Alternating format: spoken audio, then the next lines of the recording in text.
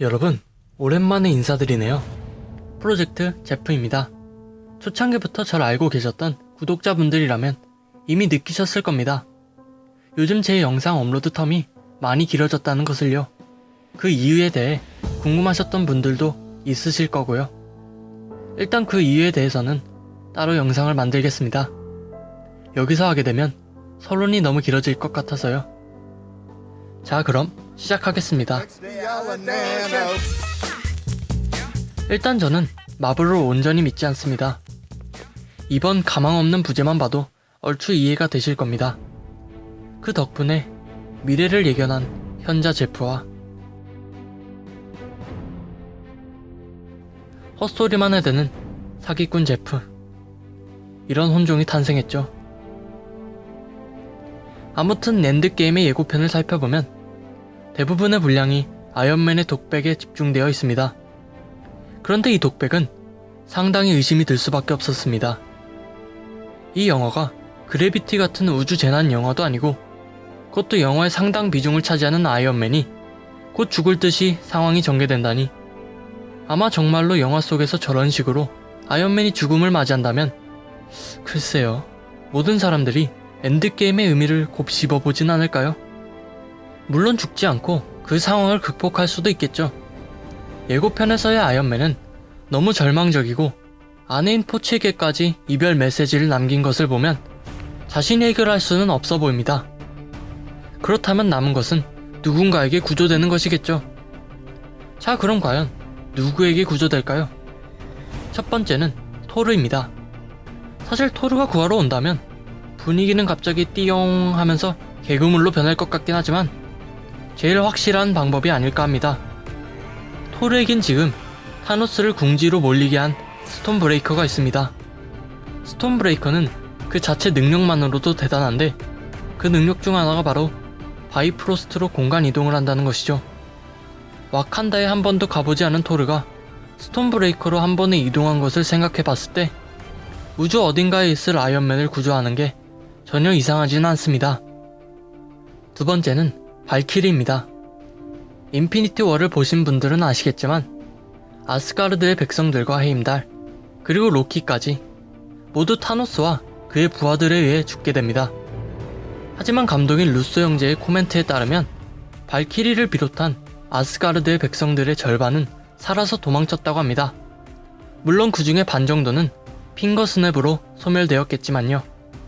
아무튼 발키리는 아직까지 살아있어 엔드게임에 나올 수 있다는 뜻인데요. 그래서 타노스의 공격으로부터 살아남은 발키리와 살아있을지도 모르는 코르그가 토니와 네뷸라를 구출할지도 모르겠네요. 이들은 토르하고도 연결고리가 있으니 영화상의 전개가 매끄럽게 흘러가지 않을까 싶습니다.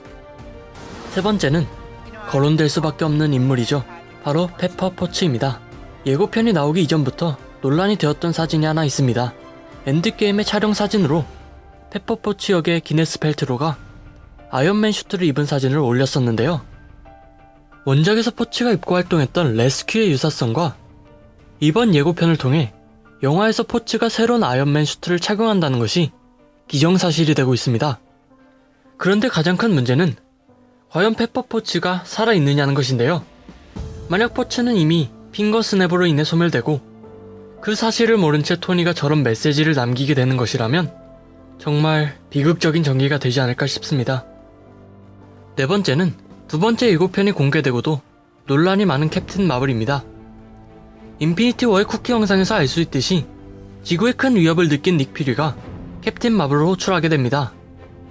스티브가 토니에게 그랬던 것처럼 캡틴 마블도 닉 퓨리의 호출에 바로 달려올 준비가 되어 있었다는 의미겠죠?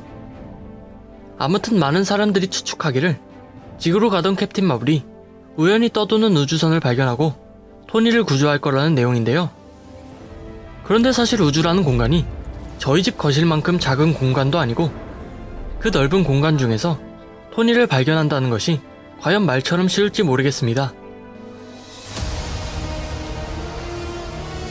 그만큼 과학기술이 발달한 것 같기도 하고, 아직 캡틴 마블의 단독 영화도 개봉 전이기에 더 자세히 다루지는 않겠습니다. 다섯 번째는 가오갤에서 처음 등장한 잔달 행성의 노바코어입니다. 비록 인피니티 워에서는 나오지 않았지만 타노스에게서 파워스톤을 빼앗기게 되죠. 게다가 타노스의 핑거 스냅으로 전 우주에 무슨 일이 생겼다는 것도 인지했을 테니 그와 맞서기 위한 대책을 세울 가능성이 높습니다. 그런 다음에는 한 가지 더 보태자면 언젠가는 개봉하게 될 노바 단독 영화에 중요한 떡밥이 될 수도 있지 않을까요? 마지막은 바로 미 항공우주국인 나사입니다. 최근 엔드게임의 예고편이 공개되면서 많은 마블 팬들이 나사의 도움을 요청을 했는데요.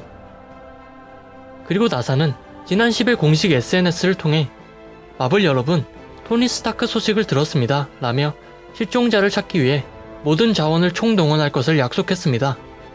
나사의 응답에 마블 팬들은 열광할 수밖에 없었고 마블 또한 뭐든 도와주시면 감사하다며 즉각 반응했죠.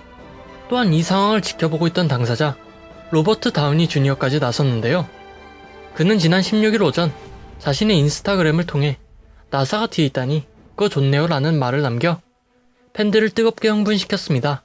비록 영화의 내용과 영화 예고편의 내용이 다를지라도 이런 훈훈한 분위기 속에서 여러분은 지금 마블에게 속고 있을지도 모른다 라고 말하면 정말 눈치 없는 행동이겠죠? 그럼 속는 셈 치고 여러분들께서는 어떤 인물이 과연 토니를 구조할 거라고 생각하시나요? 여러분의 생각이 궁금합니다. 댓글로 여러분의 의견을 알려주세요.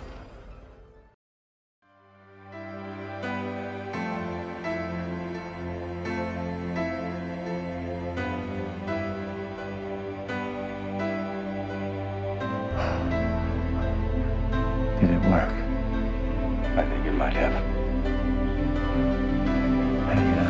Because the bulk beams are closing the Tesseract. 여러분의 구독이 제프를 구할 수 있습니다. 언제나 그랬듯이 감사합니다.